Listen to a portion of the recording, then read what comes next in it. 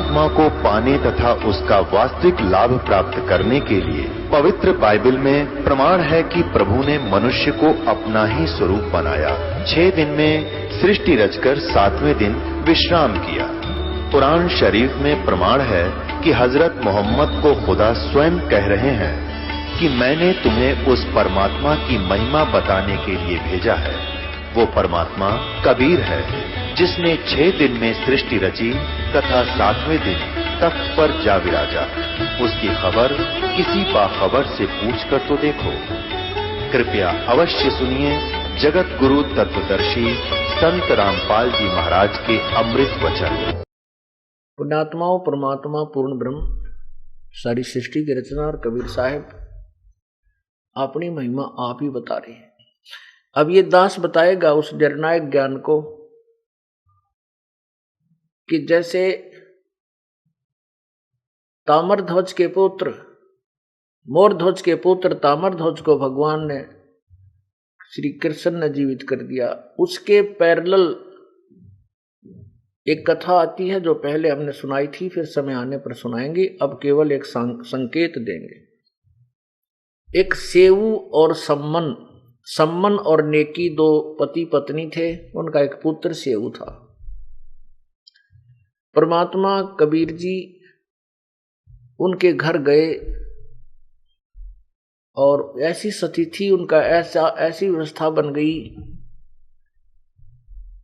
कि सम्मन ने अपने बेटे की गर्दन काट दी, सेऊ की, और परमात्मा ने उस सेऊ के गर्दन को पुनर्जोड़ दिया और पंगत में बैठा दिया, अपने पास बैठा दिया, और उसके निशान भी नहीं था कि उसकी गर्दन कटी थी या नहीं।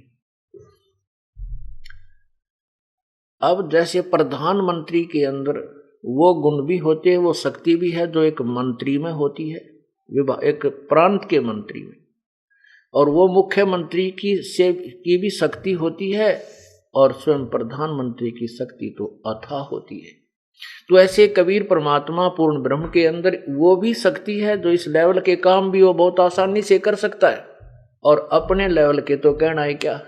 जैसे एक शेख तकी नाम का था, मुसलमान पीर था, सिकंदर लोधी दिल्ली के बादशाह का। उसकी लड़की मृत्यु को प्राप्त हो गई, उसको कब्र में दबा दिया गया। कई दिनों से वो लड़की कब्र में दबी हुई थी। शेख तकी ने ईर्ष्यावश कबीर परमात्मा को जो है डिग्रेड करने के लिए, उनको नीचा दिखाने के लिए ये शर्त रख दी कि मैं तो इसको तब भगवान मानूंगा ये मेरी लड़की को जो कब्र में दबी हुई है जीवित कर दे। परमात्मा ने हजारों व्यक्तियों की उपस्थिति में, साथ में सिकंदर लोधी की उपस्थिति में, उस लड़की को कब्र से निकलवा करके जीवित कर दिया था। तो उस परमेश्वर में वो भी गुण है जो श्री कृष्ण जी में था, और उस परमात्मा में वो भी गुण है जो श्री कृष्ण जी में नहीं था। वो अपने सगे भांजे को जीवित नहीं कर सके, अभिमन्यु को, जो चक्रव्यूह में महाभारत के युद्ध में मृत्यु को प्राप्त हो गया था। सुभद्रा रो रही थी, श्री कृष्ण रो रहे थे। 5 पांडवों का कुल नाश हो रहा था जो श्री कृष्ण जी के रिलेटिव थे। अब धर्मदास जी ने ये ज्ञान सुना तो कलेजे में धक देसी हुई। फिर भी ये अधूरा ज्ञान जो हमारे अंदर लोक वेद सेट है, जमा है, ये उस ओरिजिनल पेंट को सेट नहीं होने देता। लेकिन परमात्मा के पास जबरदस्त रेगमार है, वो इसको कति खुरच के और ऐसा रंग चढ़ा देगा कि कभी तारा नहीं उतरे।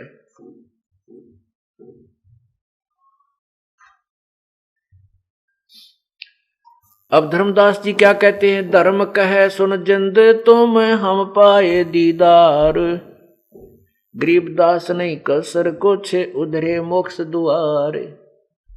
एक तरफ तो धर्मदास कह रहा है कि इसमें तो कोई शंका नहीं कि मेरे भाग उदय हो गए, आप जैसे महापुरुष तत्व ज्ञानी मुझे मिल गए। लेकिन वो पुराना ज्ञान फिर अंगड़ाई लेता है, क्या कहता है? त्रिदेवन की महिमा अपारम, ये है सर्वलोक करतारम। सुन जिंदा क्यों बात बनावे, झूठी कहानी मोहे सुनावे। ओ तेरा गजब भैया, इतना कुछ सुनकर फिर वो जो पुराना ज्ञान है वो आगे फिर अड़क के खड़ा हो जाता है।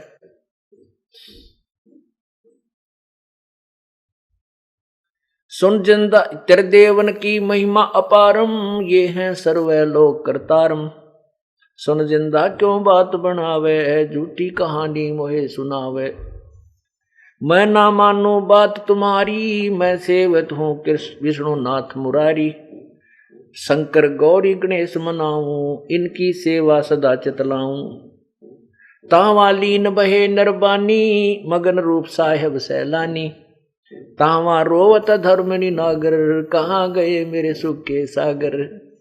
जब धर्मदास ने फिर भी बकवाद ना छोड़ी, इतना प्रमाण सुनकर भी, इतना ऐसा ज्ञान सुनकर भी अपनी वही घिसे पटे ज्ञान ने आगे अड़ाए रखा। परमात्मा अंतर्ध्यान हो गए, उसके सामने से एकदम अदृश्य हो गई।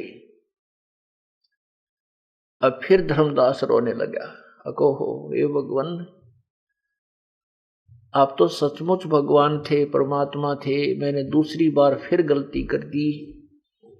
मैं कितना अभागा हूं, सर्व प्रमाण मेरे सामने हैं और पता नहीं मेरी इस मंदबुद्धि में के खरपतवार उत्पन्न हुआ और फिर भगवान चंगरा दिया। हे परमात्मा अब क्या होगी?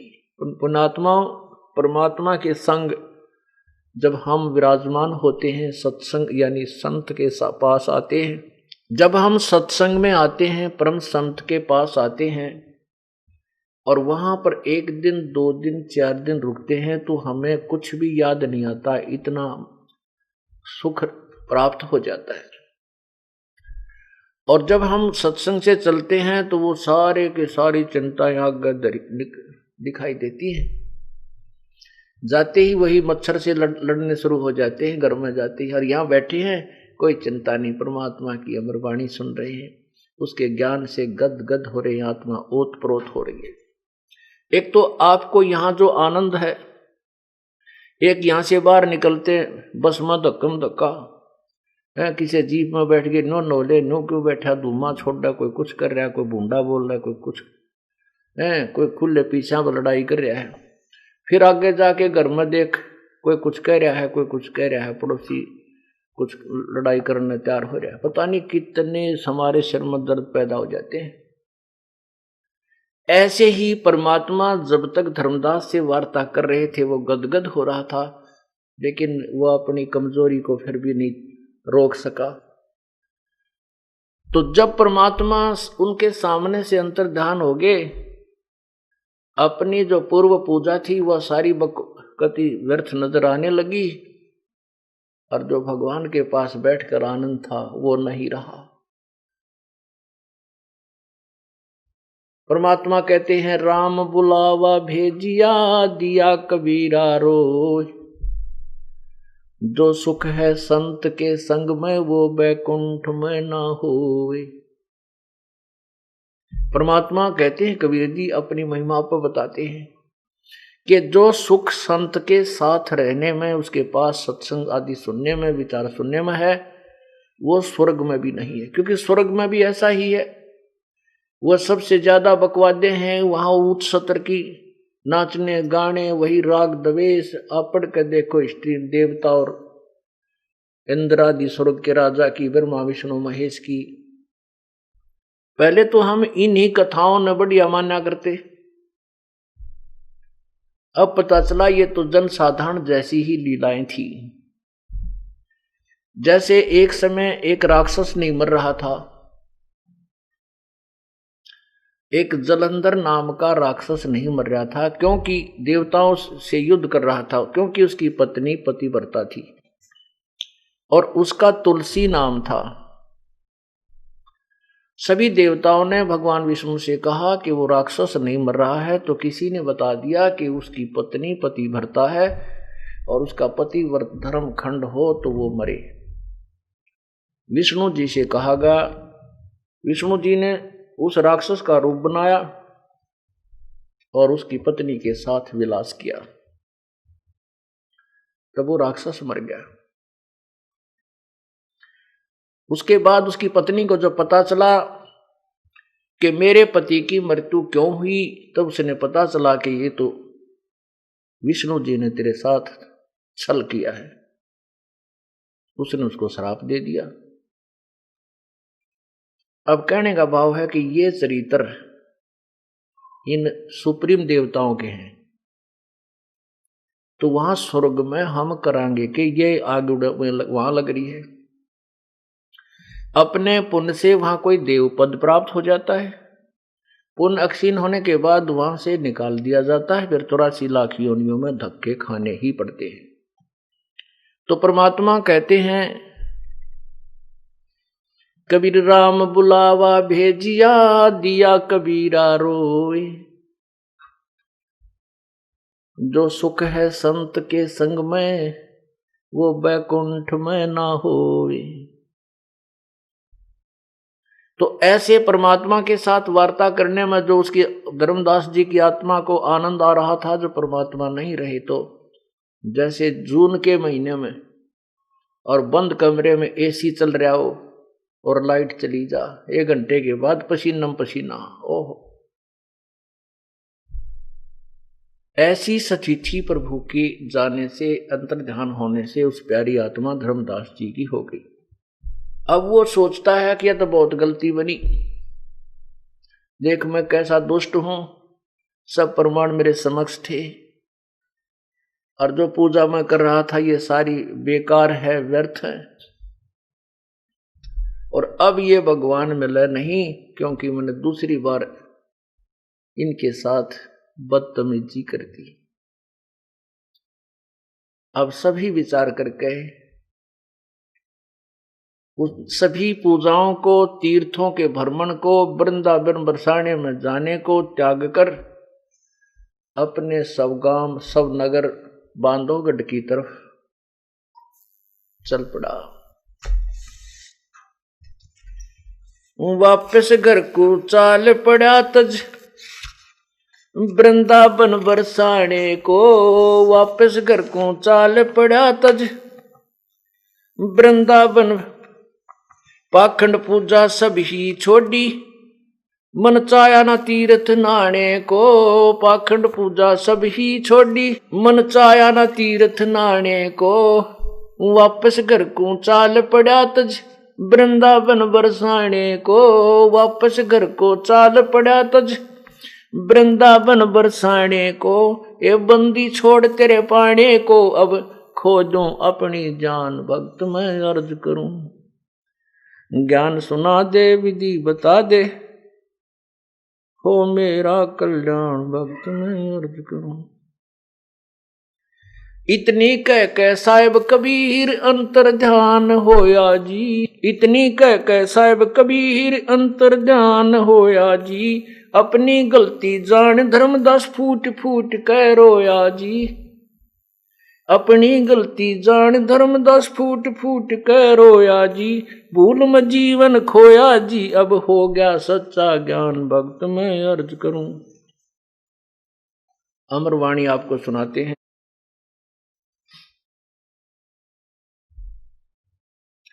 तावालीन भये निर्बानी, मग्न रूप साहेब सैलानी।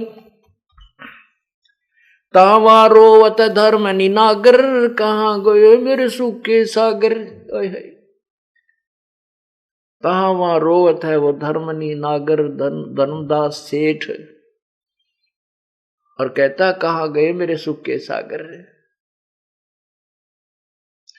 अधिक वियोग हुआ हमसे ती, जैसे निर्धन की लुट जा खेती। जो बोला भगवान मैं इतना दुखी हूं, मेरे साथ तो वो बन गई है कि जैसे कोई निर्धन किसान मुश्किल से खेती परिपक्व करे और उसको कोई लूट ले जा, ठा ले जा दो झटके थे। अब उस गरीब किसान को पूरा वर्ष कैसे व्यतीत होगा उसको खूब पता होता है। तेरे बालक भूखे मरेंगे, कोई मांगा दे न उधारा दे। तो कहते आज मेरे साथ ऐसा धोखा हो गया जैसे निर्धन किसान की कोई खेती न लूट ले जा। अधिक वियोग हुआ हमसे तीज, जैसे निर्धन की लुट जा खेती। कल्प करे और मन में रोवे, दसों दिशा को वो मगजोवे। ऐसे विचार कर करके मन में फूट फूट कर रो रहा है। और कभी आकाश में देखता है कि भगवान कहीं ऊपर तो नहीं है, कहीं मेरे पीछे तो नहीं छुपे हैं, कहीं दूर तो नहीं चले गए हैं, कभी इधर को कभी इधर को। फिर क्या अपनी नालायकी क्या बताता है, हम जाने तुम देह स्वरूपा, हमरी बुझी अंधगर कूपा। हमने तो भगवान आपको अपने जैसे शरीर वाला मान के आपके साथ वाद विवाद किया। हम तो मनुष्य रूप तुम जाना, सुन सतगुरु का किया पियाना। पियाना माने प्रस्थान। हमने तो आपको मनुष्य जैसा जाना। और हे भगवान, हे सतगुरु, हे सच्चे ज्ञानदाता, यूं तो बता दो आप गए कहां, मैं वहीं पहुंच जाऊंगा। हम तो मनुष्य रूप तुम जाना, सुन सतगुरु का किया पियाना। अगम ज्ञान कुछ मोहे सुनाया, मैं जीव नहीं अवगत राया। तुम सतगुरु अवगत अधिकारी, मैं नहीं जाना लीला थारी। तुम अवगत अविनाशी साई, फिर मोको का मिलो गुसाई। बेग मिलो कर हूं अपघाता, मैं ना जीऊं सुनो विधाता। परमात्मा धर्मदास जी कह रहे हैं, या तो भगवान शीघ्र मुझे दर्शन दे देना, नहीं आपका दास जीवित नहीं रहेगा। अब मैं आत्महत्या करूंगा, क्योंकि जो ज्ञान जो भक्ति में कर रहा था वो सारी व्यर्थ है, और आपको मैंने रुष्ट कर दिया। अब मेरे सामने कोई भी रोशनी की किरण नजर नहीं आ रही कि आप मुझे मिल सकते हो।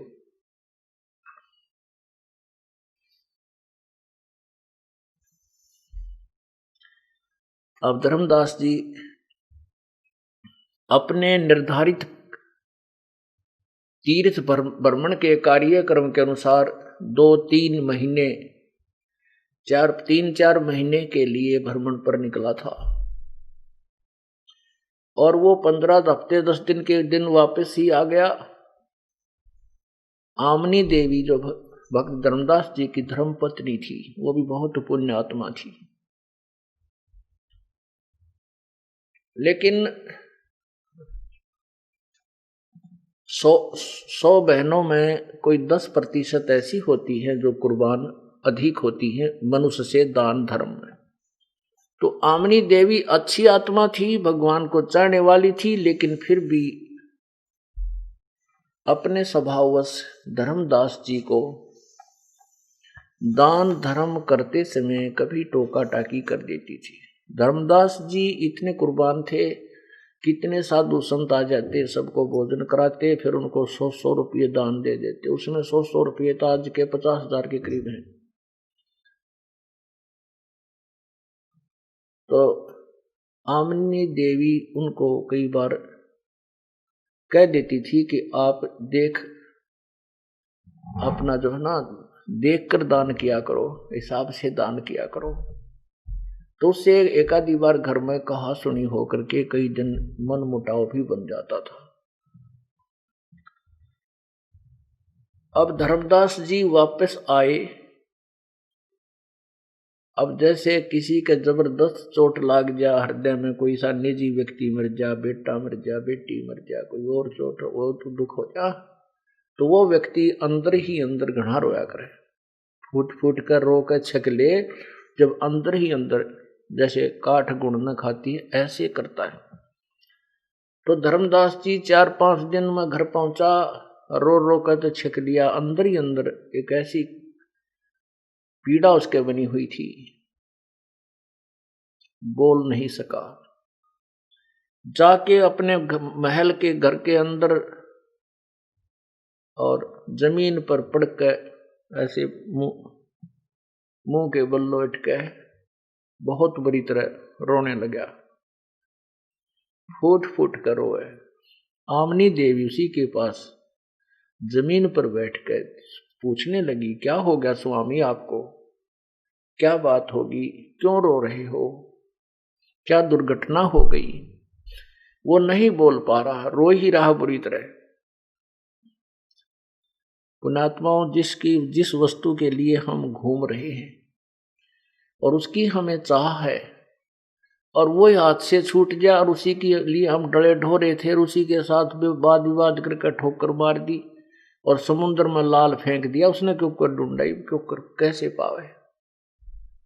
संसार रूपी सागर में भगवान फिर छुप गए और जिसके लिए सब कुछ कर रहे थे वो सामने बैठा और फिर अज्ञानता के कारण उसको ना पहचान कर ठोकर मार दी। अब वो मिलेगा कैसे? इस सभी विचारों को करके अपने जीवन को व्यर्थ जानकर वो बहुत बुरी तरह रो रहा है।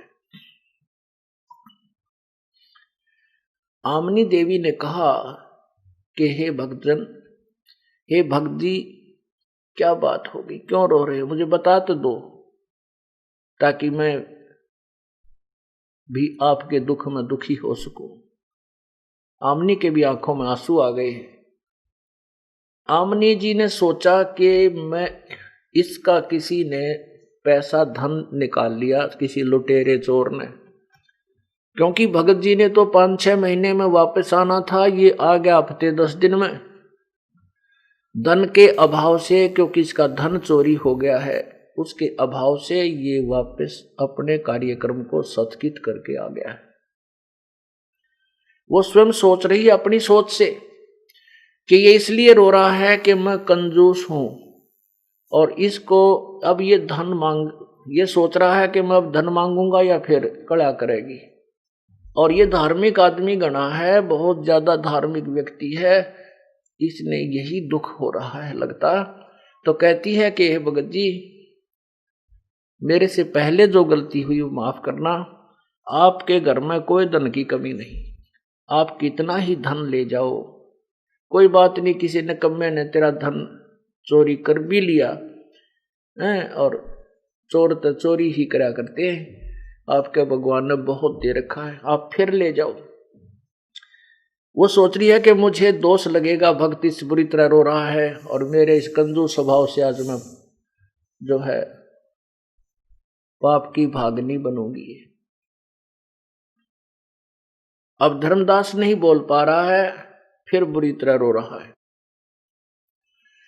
आमनी देवी कहती है कि भगत जी, मैं अपने इकलौते पुत्र नारायण दास की कसम खाकर कहती हूं, मैं तुझे कभी नहीं मना करूंगी, आप इस तरह मत रो। अब धर्मदास फिर भी रो ही रहा है, क्योंकि जो अंतःकरण में जो उसको दुख ठेस पहुंच रही है उसको आवाज नहीं निकलने दे रही। आमनी ने फिर दूसरी बार फिर कहा कि भगत जी, मैं आप सत्कर मानो, आप कितना ही पैसा ले जाना, मैं बिल्कुल मना नहीं करूंगी, और कोई बात नहीं, किसी दुष्ट ने तेरा पैसा चुरा भी लिया तो। वो दूसरी बार फिर नारायण दास की कसम खाने के लिए मुंह खोला तो धर्मदास ने उसका मुंह दबा लिया, कहा कि नहीं, आप गलत समझ रही हो। रोते रोते कह रहा है कि मेरा वो धन चला गया, इस धन को मैं नहीं रोता। यदि मेरा ये धन, संसारिक धन नष्ट हो जाता, चुरा कोई लेता, तो तेरे से हाथ पैर जोड़ कर मैं फिर मांग लेता, लेकिन आज जो धन मेरा गया है वो मुझे नहीं मिलेगा और मैं जी नहीं सकता। तब आमनी देवी ने पूछा, ऐसा कौन सा धन आपका चोरी हो गया? तब धर्मदास जी ने सबकते हुए और रुंधे हुए कंठ से उस परम पिता की वो सभी वार्ता सुनाई जो उनके साथ हुई थी। आमनी देवी भी बहुत ही प्रभु को चाहने वाली थी, पुण्य आत्मा थी। वो बहुत अच्छे दिमाग से काम लिया उसने और कहा कि हे भक्तजन, आप तो बाणीय थे, आप तो वैश्य थे, और बढ़िया होकर आपने ऐसा सौदा चूक गए। जिन ब्रह्मा विष्णु शिव जी की इनकी पूजा हम करते थे, ये भी तो किसी से ज्ञान सुना था। और जो आज इनकी स्थिति अपने सदग्रंथों में उस संत ने भगवान ने बता दी। आप भी कह रहे हो कि गीता जी में जो उन्होंने बताया वही लिखा है, मुझे ज्ञान नहीं था, ना रूपदास जी को मेरे गुरुदेव को ज्ञान है, किसी संत को भी गीता के बारे में ज्ञान नहीं है जो संत ने बताया था। तो फिर आपने चरण क्यों ना पकड़े, छोड़ क्यों दिए, आप लिपट क्यों ना गए उस महापुरुष के चरणों के, उस भगवान के चरणों से। तो कहता है कि अपने जीवन में पहली बार मैंने जो धोखा खाया है आमनी, उसी को रो रहा हूं, अपने दुर्भाग्य को, अपनी मंद बुद्धि को। ऐसी पूरी कहानी सुनाई जो सृष्टि रचना कबीर परमेश्वर ने धर्मदास को सुनाई थी, वो फिर सुनाई। आमनी देवी भी उस तत्व ज्ञान से परिचित हो गई। लेकिन धर्मदास जी प्रतिदिन एक आध ग्रास कोई रोटी खा लेते हैं, एक आध रोटी रोते हुए, और वही जो वार्ता परमात्मा से हुई थी वह सभी अपने आप रिवाइज करता है, बोलता है। अकेला बैठकर भी वही वाणी बोलता रहता है।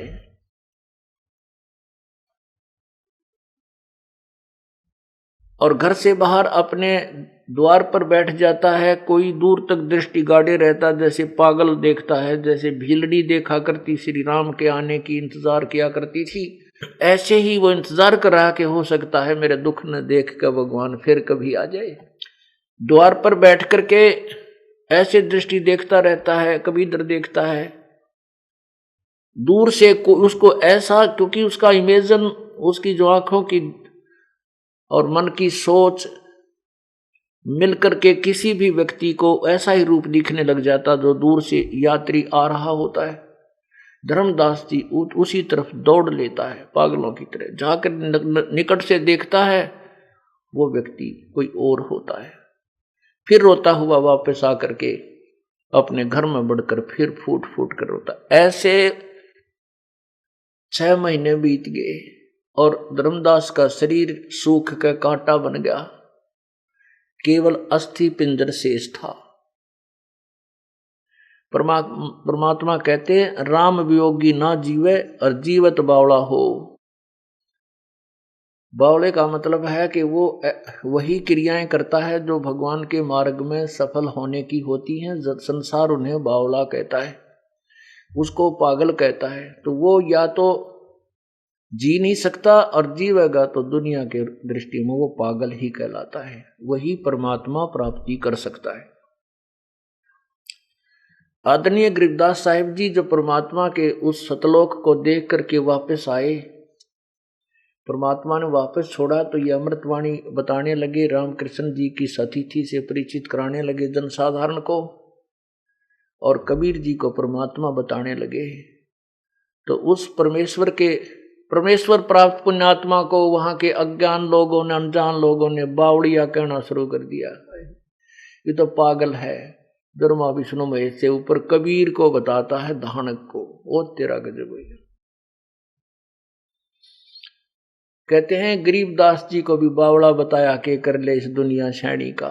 ये तो इतने सियाणे बन रहे, इस गलत ज्ञान को में अपने आप को इंटेलिजेंट बनाए बैठे हैं, और इन सियाणा का के कर ले, इन चतुरों का कि वो भगवान प्राप्त प्राणी को भी मूर्ख बताने लागे। जब 6 महीने तक वो कति बुरी तरह रो के और 100 बार कान पकड़ता है, भगवान आगे मैं कभी विवाद नहीं करूंगा, प्रेम पूर्वक आपसे अपने प्रश्नों का, शंका का समाधान चाहूंगा, मैं कभी आपसे कोई ऐसी शब्द नहीं कहूंगा प्रभु जिसे आप मेरे से रुष्ट हो जाए। हम तो अज्ञानी हैं, आप तो जानी जान हैं, परवरदिगार हो, दीन दयाल हो, एक बार दर्शन दे दो मेरे दाता, फिर नहीं आपके साथ विवाद करूंगा। आप नहीं मिलोगे तो ये जीव आपका दास जी नहीं सकेगा। आपके ज्ञान से स्पष्ट हो गया कि ये जीवन है क्या? आज मैं अरबपति हूं चाहे खरबपति हूं, कर मृत्यु हो जाएगी, ज्ञान मेरा ठीक नहीं, भक्ति मेरी सही नहीं, मैं तो गधा बनूंगा। हे परमात्मा, इस अनमोल जीवन की वैल्यू का मुझे अभी ज्ञान हुआ।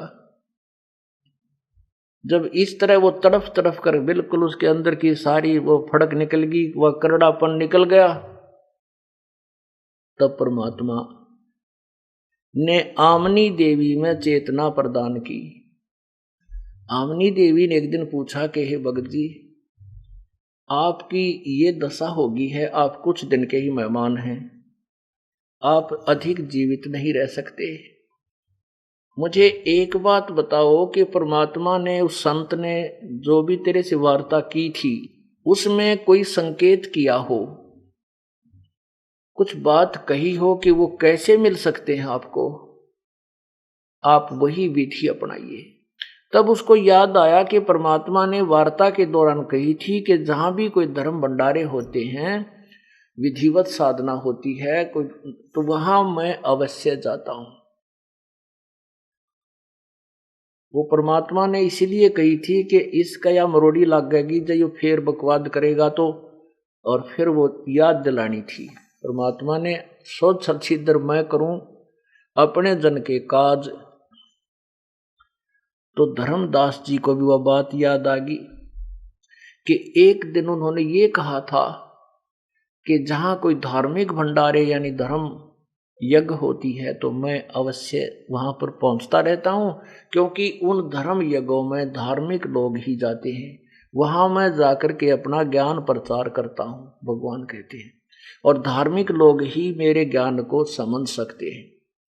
अब किसी पहाड़ी दौरे बैठ कर समझाने लगूं तो वो सुने नहीं सुने फिर लड़ पड़े, क्योंकि वो जिस इष्ट मानता है वो आगे मान नहीं सकता। तो जो परमात्मा को चाहने वाली आत्माएं हैं उन्हीं से मैं डिस्कस करता रहता हूं, उनमें से एकाधी स्वीकार भी कर लेती है। परमात्मा कहते हैं मेले ठेले जाइए, मेले बढ़ा मिलाप, और पत्थर पानी पूजते कोई साधु संत मिल जात। कि जो परमात्मा पाने का प्रयत्न तुम कर रहे हो, कहीं संत समागम होते हैं वहां जाते रहिए, हो सकता है उन पत्थर पानी पूजता कोई संत वहां, क्योंकि भगवान उन्हीं स्थानों पर कोई रूप धारण करके जाता है, या वहां पर कोई अपने ऐसे हंस को भेज देता है किसी कामवश, आसपास रास्ते में मिल जाता है, या वहीं उसका घर आसपास होता है, वो उनको सद्मार्ग बता देता है और कहता है कि वहां जाइए आपने कल्याण करवाना है। तो इस प्रकार वही आत्माएं परमात्मा के लिए जो है ना तड़पती हैं, और वही सत्य ज्ञान को भी स्वीकार कर सकती हैं जो प्रभु की चाह में घूम रही है। चाहे कोई भी क्रिया कर रहे हैं, वो तो शास्त्र विरुद्ध भी कर रहे हैं। तब आमनी देवी ने कहा कि आप भंडारा ही कर लो। धर्मदास बोला 3 दिन का करूंगा, अब तो चाहे 1 हफ्ते का कर ले, इस धन का क्या करूंगी, जब आप मर गए तो क्या काम आओगा हमारे ये धन। धर्मदास जी ने 3 दिन के भंडारा करने की, धर्म यज्ञ करने की चिट्ठियां लिखवा दी, बहुत दूर दूर तक भिजवा दी। हजारों की संख्या में साधु संत भक्त भोजन पाने के लिए आए। अब पहला दिन पूरा बीत गया, परमात्मा नहीं आए। धर्मदास जी प्रत्येक संत महात्मा की तरफ, भगत की तरफ न्यू देख रहा, पहचान रहा है। दूसरे दिन भी नहीं आए। तीसरे दिन दोपहर तक 12 बजे तक नहीं आए। अब धर्मदास जी ने निर्णय कर लिया, मन में अपने संकल्प कर लिया कि हे परमात्मा, यदि आज आप नहीं आए, तेरा दास संसार में नहीं रहेगा, मैं आत्महत्या करूंगा। अब इस तरह का जीवन मुझसे जिया नहीं जा सकता। पहले वाली साधना एक आने की नहीं, एक नए पैसे की नहीं, और आपके पाने की विधि मुझे प्राप्त नहीं, फिर मैं जी करके करूंगा। मैं जीवित रह करके क्या करूंगा? कति पक्की सोच ली कि एक बार ये संत साधु भगत यहां से चले जाएं और फांसी खाकर मरूंगा, फांसी पर लटकूंगा।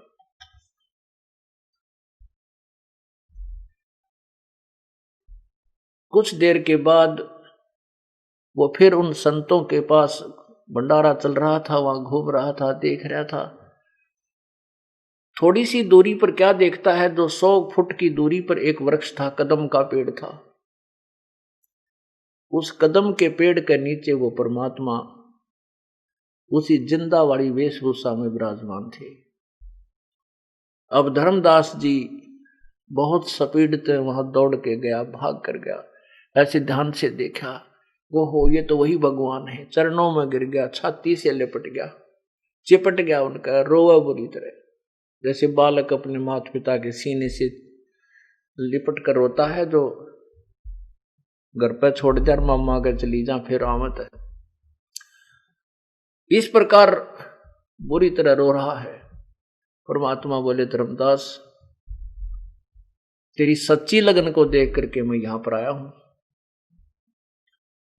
तो आप ऐसे करो कि इन भक्तों को विदा करो और इनको मेरे विषय में नहीं बताना है, आप जाओ इनको विदा करो। धर्मदास को तो वही कहते हैं, दूध का जला हुआ लस्सी को भी फूंकता है। आंखों की तरफ देख कर रोकर बहुत ही मायूस होकर कहता, भगवान अब मत जाना, मुझसे बहुत गलती बनी, मैं बहुत नीच आत्मा हूं। परमात्मा मेरा वो गंदा ज्ञान, वो अधूरा ज्ञान मुझे टेकन नहीं देता। अब परमात्मा कोई भी बात नहीं करूंगा, आप मुझे ज्ञान बताना, आपका दास सारे ज्ञान को सुनेगा, आप जाना मत। परमात्मा बोले, नहीं जाऊंगा। वो चलने को होता है, फिर कहता, भगवान आप जाना मत।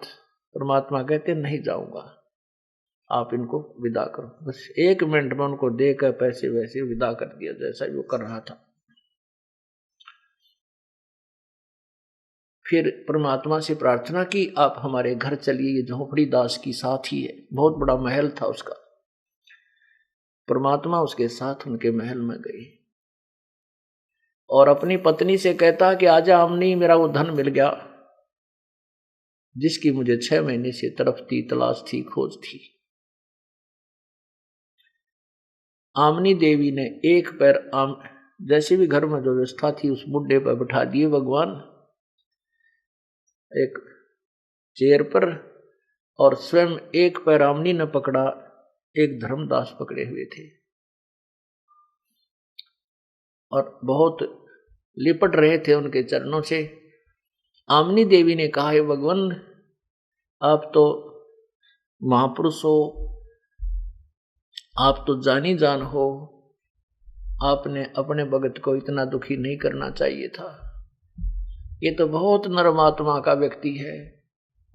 हे परमात्मा ये तो बहुत दुखी हो गया, इसको तो मैं सांत्वना देती रही, नहीं तो ये कभी का सुसाइड कर लेता। परमात्मा कहते हैं कि बेटी ये जो कुछ भी किया ये हमने ही किया, मैंने इसको दुखी नहीं किया।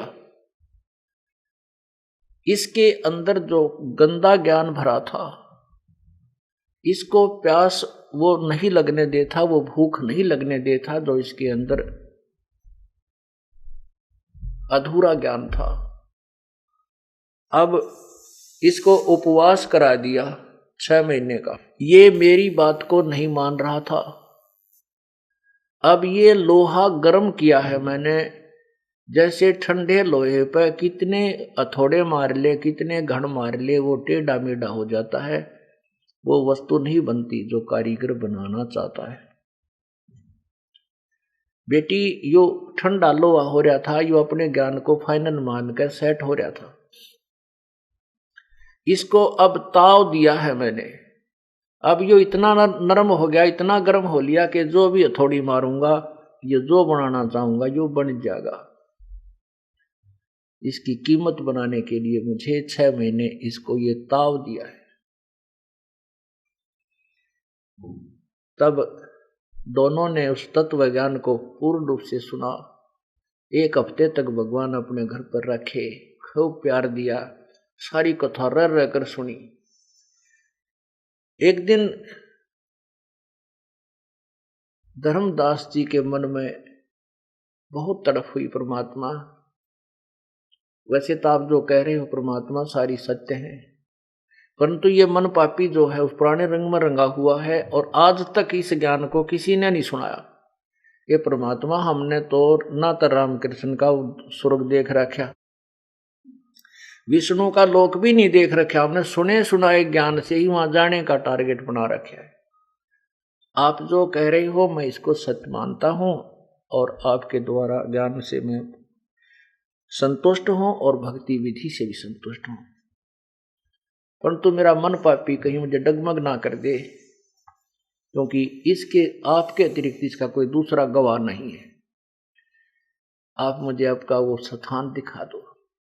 प्रभु भी चाहते थे कि आने वाले समय में जो भक्ति युग आएगा, भक्ति काल आएगा, ये वर्तमान में जो चल रहा है अब, इसके लिए परमात्मा ने अपने साक्षी तैयार करने थे, अपने गवाह बनाने थे कि आने वाले समय में इस मेरे ज्ञान के ये गवाह आगे काम आएंगे। तो परमात्मा ने कहा अच्छा बेटा तुझे वो सतलोक दिखाता हूं। अब परमात्मा चले गए कि मैं फिर कभी आऊंगा। फिर सूक्ष्म रूप में आए, यानी केवल धर्मदास को दिखाई दे रहे थे और बोले धर्मदास चल तुझे सतलोक ले चलता हूं। अब चलो महाराज दिखाओ। तो धर्मदास की आत्मा को निकाल लिया, धर्मदास का शरीर वहां अचेत पड़ा है। परमात्मा सतलोक में लेकर गए और उससे पहले यहाँ 21 ब्रह्मांड सारे दिखाए, काल का निज स्थान दिखाया जहाँ 1 लाख प्राणियों को नित खाता है, वो तपस्या दिखाई, ब्रह्मा विष्णु महेश के लोक दिखाए, स्वर्ग दिखाया, यहाँ के धर्मराज का वो स्थान दिखाया, और जहाँ ये काल 3 रूप में रहता वो दिखा देख ये ऐसे छल किए हुए यहाँ ब्रह्मा को उत्पन्न करता है, इस क्षेत्र में विष्णु को उत्पन्न करता है, इस क्षेत्र में शिव को उत्पन्न करता है, इनको बेहोश किए हुए कर लेता है और फिर सचेत करता है, ये यहाँ छुपा रहता है अपनी योग माया से। उधर से धर्मदास अचेत हो गए, आसपास के कुल के लोग एकत्रित हुए, हाहाकार मच गया, ये मरेगा, ना खा रहा है ना पी रहा, ना आंखें खोल रहा है, केवल दिल धड़क रहा है, श्वास चल रहा है। 3 दिन बीत गए, तीसरे दिन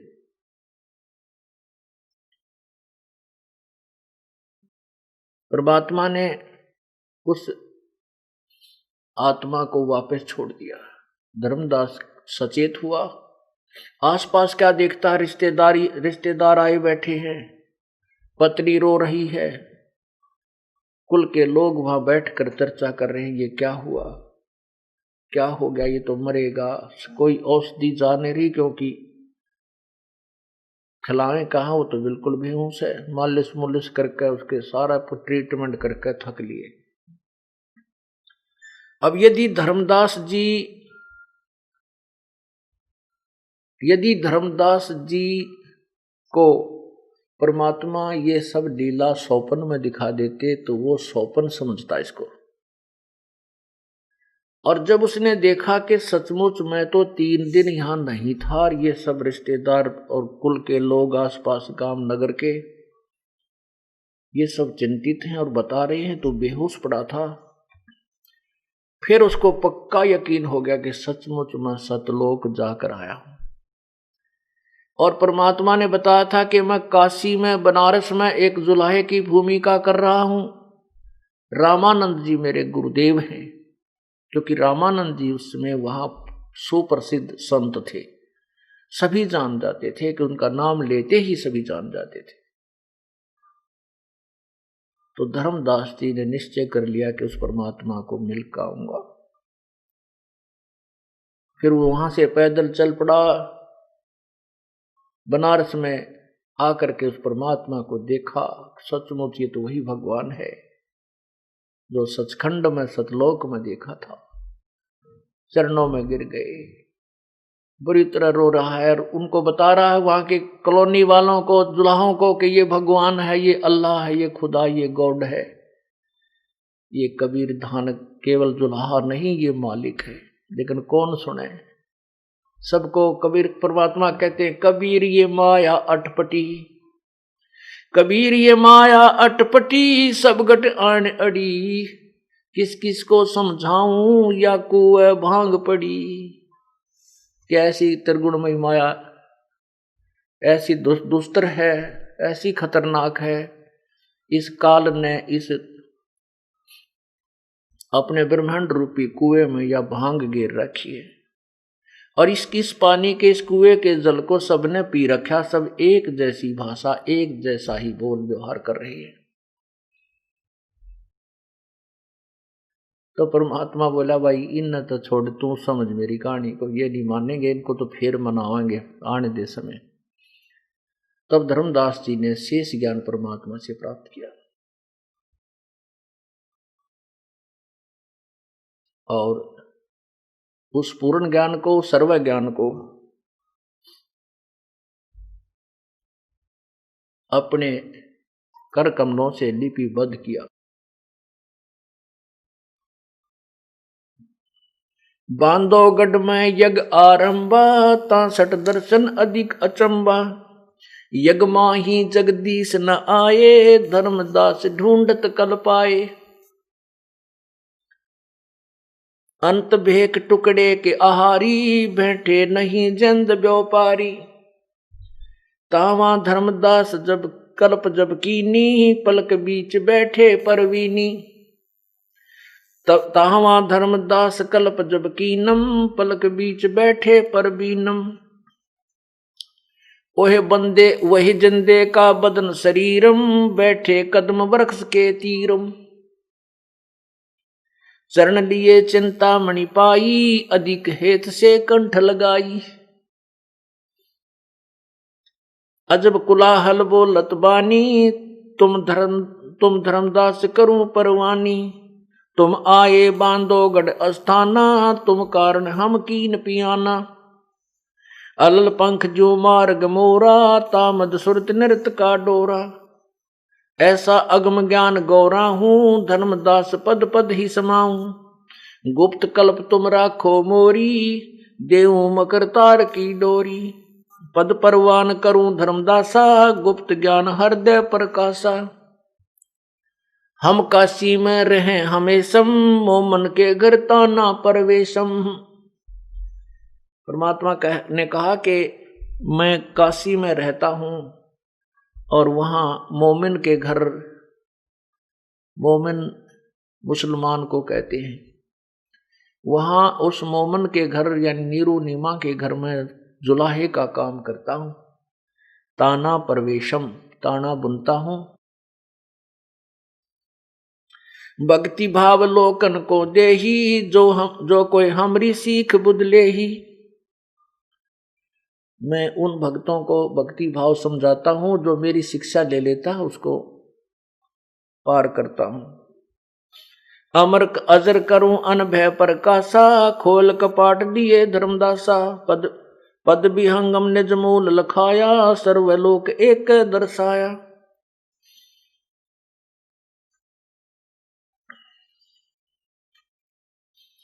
सकल सृष्टि में देखा जिंदा, जामन मरण कटे जम फंदा। अब क्या होता है, सब ज्ञान से परिचित होकर के, सृष्टि रचना से भी परिचित होकर के धर्मदास जी ने एक दिन प्रश्न किया, हे परमात्मा, हम तो इतने नीच हैं, हम इतने तुच्छ हैं, इतनी भयंकर गलती करके आए हैं परमेश्वर। आपको त्याग कर इस काल के साथ हम हट करके आए थे, और हमने अपने पैर पे आपका हाड़ा मार रखा भगवान। अब पूर्ण समझ में आ गया। हे प्रभु, आपने फिर भी कैसे हम दुष्टों पर, तुच्छ जीवों पर कैसे दया करी। हे परमात्मा, आप बहुत दयालु हो। हे प्रभु, कृपा आपके यहाँ आगमन की कुछ तिथि मुझे बताइए।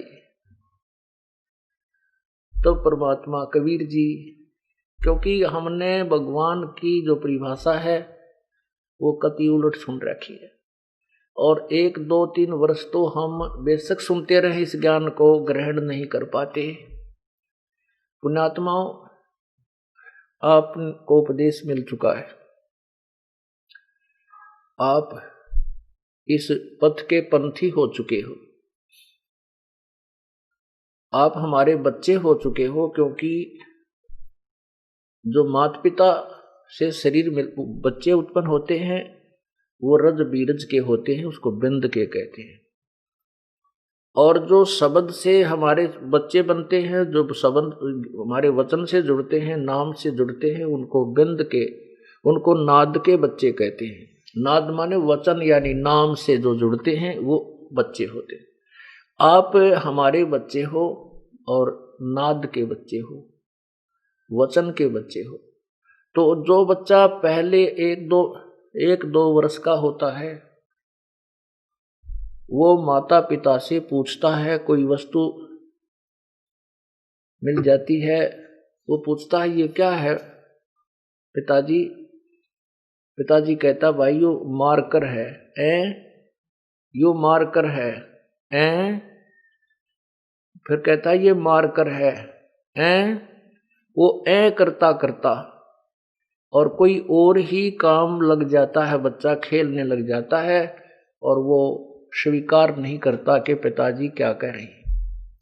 और वो ये भी नहीं सोच रहा, ये भी नहीं मानता कि पिताजी झूठ बोल रहे हैं, उसका विरोध भी नहीं कर रहा है और उसको ही करता रहता है। कहने का भाव ये है कि आप 2-3 साल तक, तो 2-3 वर्ष के तक इस मार्ग पर चलोगे तो आप इस ज्ञान को अस्वीकार भी नहीं कर सकते कि गुरुजी गलत बता रहे हैं, लेकिन आपकी वह को नहीं मिटे, आप कुछ ना कुछ न सोचे जाओगे, वो मतलब ग्रहण नहीं कर पाते इसको अच्छी तरह। और जब वो बच्चा बड़ा हो जाता है, संकेत से समझाता, बेटा वो ला उठा के, वो अक्सर में कहता मार कर, हाँ हाँ ला उठा के। तो ऐसे ही कुछ दिनों के बाद जो पुराने बच्चे सयाने हो गए हैं वो तुरंत समझ जाते हैं और उनको परमात्मा की सच्चिथि पूर्ण रूप से समझ में आ चुकी है। ऐसे ही धर्मदास उस समय बालक थे,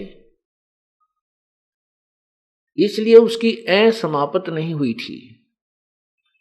इसलिए परमात्मा अपने को फिर भी छुपा करके कहते थे, भाई मैं तो उसका दास हूं, उस भगवान का भेजा हुआ। जबकि आंखों देख आया था वो कि नहीं भगवान यही है। परमात्मा को मालूम था कि मैंने ज्यादा बार ये कह दिया कि मैं ऐसा हूं, मैं ऐसा करता हूं, मैं भगवान हूं, तो ये नहीं मान पाएगा।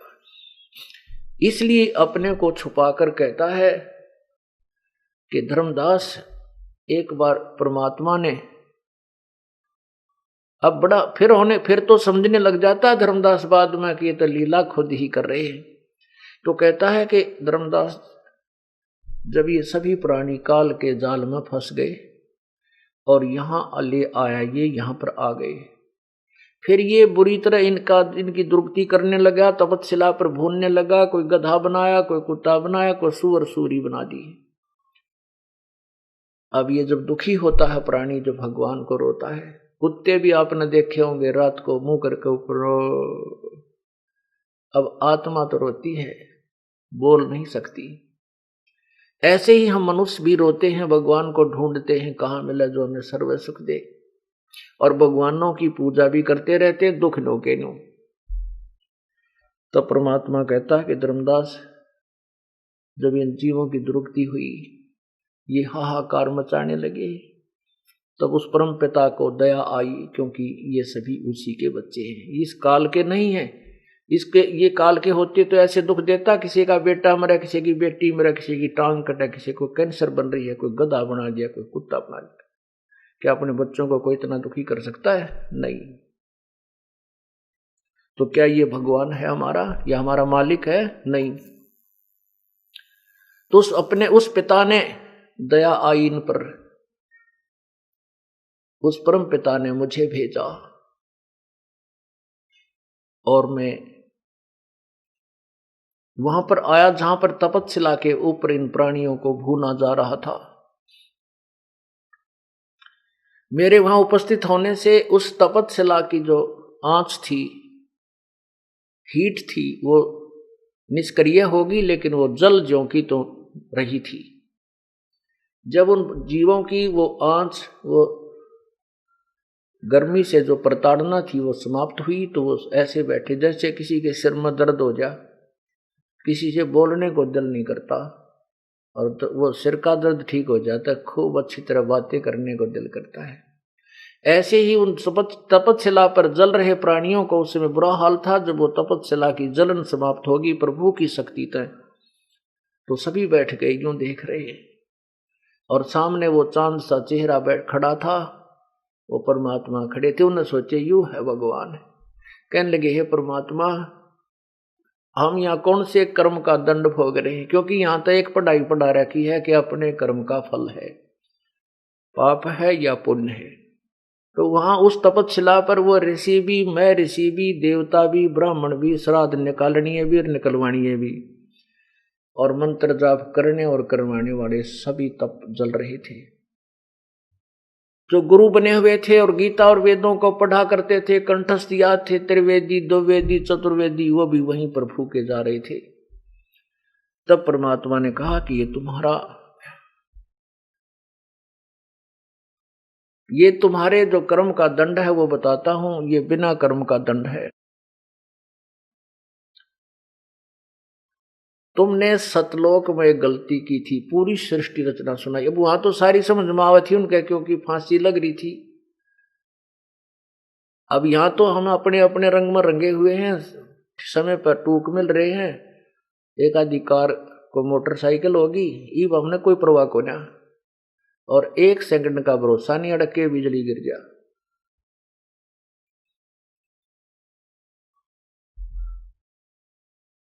तो वहां जब हम दुखी हो जाते हैं तब तो हमसे कुछ भी कह और करवा ले, हम सारी मान लेते हैं। यदि हम इसको बिल्कुल निर्णायक, एक न्यूट्रल माइंड से सोच कर और इस ज्ञान को स्वीकार कर ले, सारे झंझट मिट जाए। तो वहां पर वो सभी पूरी सृष्टि रचना सुनाई, और परमात्मा ने कहा कि ये द्विवेदी, त्रिवेदी, चतुर्वेदी, यानी तीनों वेदों को जो कंठस्थ याद करते थे उनको त्रिवेदी कहते थे, जो चारों वेदों को कंठस्थ गोटा करते थे और महिमा बनाए बैठे थे, महर्षि मंडलेश्वर कहलाते थे, उनको चतुर्वेदी कहते थे। कहा कि ये त्रिवेदी, द्विवेदी, चतुर्वेदी, ये सब ऋषि गुरु महंत सारे यहाँ पर जल रहे हैं, तो तुम्हारी साधना के काम आई तुम्हारे। तो वहां तो सारी समझ में आवत ही नहीं, बोले हाँ जी ठीक कह रहे हो भगवान। ये परमात्मा, वो गुरु लोग और वो जो देव गीता और वेदों के पुजारी पढ़ने वाले कहते हैं हमें तो किसी ने ये ज्ञान बताया नहीं, हम तो यहीं तक सीमित किया हुआ था। फिर वो सारे ज्ञान से परिचित होकर के कहते हैं ये भगवान हमें छुटवा लो इस काल के जाल से। परमात्मा ने कहा कि नहीं, मेरे इस काल के जाल से मैं तब छुड़वा सकता हूं जब तुम मृतलोक में मनुष्य जीवन पाओ और मेरे इस तत्व ज्ञान से परिचित होकर के इस सत्य नाम का जाप करो, सार नाम प्राप्त करो।